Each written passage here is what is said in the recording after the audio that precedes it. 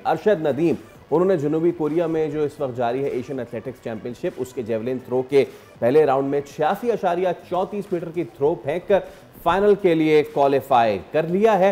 अरशद नदीम की इस सीजन की ये पहली थ्रो है और अभी तो ये सिर्फ क्वालिफाइंग थ्रो है, उन्होंने पहली ही थ्रो में क्वालिफाई कर लिया। आपको याद है पेरिस ओलंपिक्स जब वो गोल्ड जीते थे और इसके साथ साथ पाकिस्तान के एक और एथलीट ने भी क्वालिफाई किया है और जो इंडिया के रिप्रेजेंटेटिव गए थे वो सिर्फ 76 मीटर की थ्रो ही फेंक सके थे। बिल्कुल, और हम उनके 92.97 वाले रिकॉर्ड को पेरिस ओलंपिक्स वाले को भूले नहीं है and we are expected and I am sure Arshad Nadeem खुद भी इसकी तैयारी करके गए हैं कि वो एक नया रिकॉर्ड सेट करेंगे।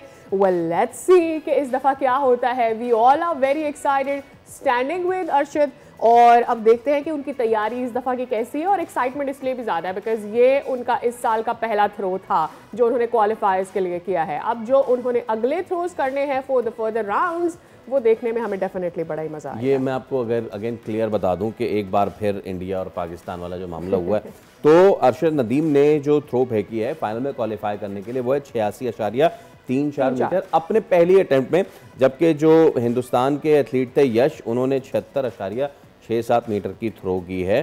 तो फाइनल जो है वो होगा 31 मई को जेवलिन थ्रो का फाइनल और एक बार फिर अरशद जो हैं वो पाकिस्तान को रिप्रेजेंट कर रहे होंगे। तो हमारी दुआएं हैं अरशद आपके साथ, पूरी कौम की नेक तमन्नाएं हैं आपके साथ। गो गेट इट, इस बार भी कौम का जो सर है वो फ़ख्र से बुलंद कर दे। ख़ास तौर पे जो हालिया तनाजुर में मामला चल रहे हैं उस तनाजुर में तो हम कहेंगे चक दे फटे।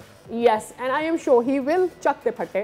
ओके, सब्सक्राइब करें और बेल दबाएं ताकि कोई खबर रह न जाए।